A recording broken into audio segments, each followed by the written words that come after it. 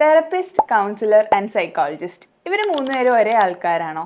ഇവർ തമ്മിലുള്ള വ്യത്യാസങ്ങൾ എന്തൊക്കെയാണ്? നമ്മളെല്ലാവരും വളരെ കോമൺ ആയിട്ടും ഇൻ്റർചേഞ്ച് ചെയ്തും യൂസ് ചെയ്യുന്ന 3 ടേംസ് ആണിത്. ഇതെല്ലാം കോമൺ ആണെന്നുള്ളൊരു മേജർ മിസ്കൺസെപ്ഷൻ സൈക്കോളജി സ്റ്റുഡൻസിൻ്റെ ഇടയിൽ തന്നെ കോമൺ ആയിട്ടുണ്ട്. ഇതിൻ്റെ മൂന്നിൻ്റെയും ഡിഫറൻസ് എന്താണെന്ന് നമുക്ക് ഈ വീഡിയോയിൽ നോക്കാം. First one, therapist. ഇന്ത്യയിൽ തെറപ്പിസ്റ്റ് എന്ന് പറയുന്ന ടേം യൂസ് ചെയ്യുന്നത് ഒരു അംബ്രല്ല ടേം ആയിട്ടാണ്. അതായത് മെൻ്റൽ ഹെൽത്ത് റിലേറ്റഡ് ഏരിയാസിൽ വർക്ക് ചെയ്യുന്ന ഓൾമോസ്റ്റ് എല്ലാ പ്രൊഫഷണൽസും ഈ അണ്ടറിൽ വരും.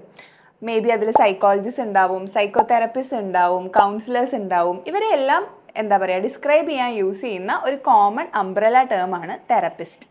അടുത്തതാണ് കൗൺസിലർ. ഏതെങ്കിലും പെർട്ടിക്കുലർ ഏരിയയിൽ നമുക്ക് ഗൈഡൻസ് തരാൻ ട്രെയിൻഡ് ആയിട്ടുള്ള ഇൻഡിവിജ്വൽസ് ആണ് കൗൺസിലേഴ്സ്. അക്കാഡമിക് കൗൺസിലേഴ്സ് ഉണ്ടാവാം, സൈക്കോളജിക്കൽ കൗൺസിലേഴ്സ് ഉണ്ടാവാം, പേഴ്സണൽ കൗൺസിലേഴ്സ് ഉണ്ടാവാം, കരിയർ കൗൺസിലേഴ്സ് ഉണ്ടാവാം. സോ അതിനാണ് നമ്മൾ കൗൺസിലർ എന്ന ടേം യൂസ് ചെയ്യുന്നത്. ആൻഡ് സൈക്കോളജിസ്റ്റ്, ഇവരാണ് മൈൻഡ് ആൻഡ് ബിഹേവിയറിനെ സയൻറ്റിഫിക്കലി പഠിക്കുകയും ട്രെയിൻഡ് ആവുകയും ചെയ്തിട്ടുള്ള പ്രൊഫഷണൽസ്. ഇനി ഇവരുടെ 3 പേരുടെയും എഡ്യൂക്കേഷൻ എങ്ങനെയാണ് വരുന്നതെന്ന് നമുക്ക് നോക്കാം. തെറപ്പിസ്റ്റ് എന്നുള്ളത് ഒരു അംബ്രല്ല ടേം ആയതുകൊണ്ടും ഇതിൻ്റെ അണ്ടറിൽ ഒരുപാട് range of mental health professionals ഉള്ളതുകൊണ്ടും തന്നെ എഡ്യൂക്കേഷണൽ ക്വാളിഫിക്കേഷൻസും ഡിഫർ ചെയ്യും. സർട്ടിഫിക്കറ്റ് കോഴ്സസ് ചെയ്തിട്ടുള്ള ആൾക്കാർ മുതൽ PGയും അഡ്വാൻസ്ഡ് ഡിഗ്രിയും മെൻ്റൽ ഹെൽത്തിലും സോഷ്യൽ വർക്കിലും ഒക്കെ ചെയ്തിട്ടുള്ള ആൾക്കാരും തെറപ്പിസ്റ്റ് എന്നുള്ള കാറ്റഗറിയിൽ വരും. ഇനിയുള്ളതാണ് കൗൺസിലർ. ഇപ്പോൾ എനിക്ക് ആവേണ്ടത് ഒരു കരിയർ കൗൺസിലർ ആണെങ്കിൽ എനിക്ക് PG diploma in career counselling ചെയ്താൽ എനിക്കൊരു കരിയർ കൗൺസിലർ ആവാൻ പറ്റും. ഓൾസോ ഞാനൊരു MA or MSc in counselling psychology ചെയ്താൽ എനിക്കൊരു കൗൺസിലിംഗ് സൈക്കോളജിസ്റ്റ് ആവാനും പറ്റും.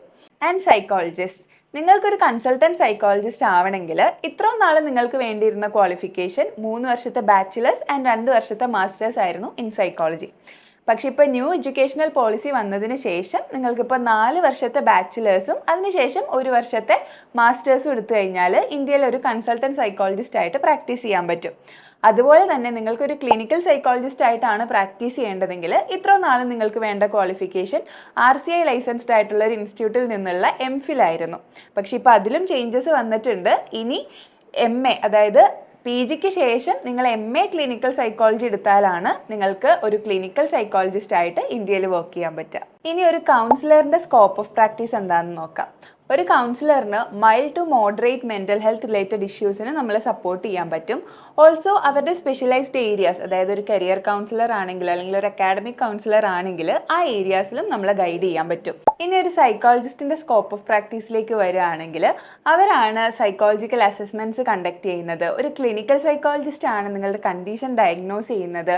ആൻഡ് ഡീപ്പായിട്ടുള്ള ഇൻ്റർവെൻഷൻസും തെറപ്പിയും പ്രൊവൈഡ് ചെയ്യുന്നത് എപ്പോഴും സൈക്കോളജിസ്റ്റ് ആയിരിക്കും. ഈ 3 ടേംസിനെ പറ്റിയുള്ള നിങ്ങളുടെ ഡൗട്ട് എന്താണെന്നുള്ളത് താഴെ കമൻറ്റ് ചെയ്യൂ.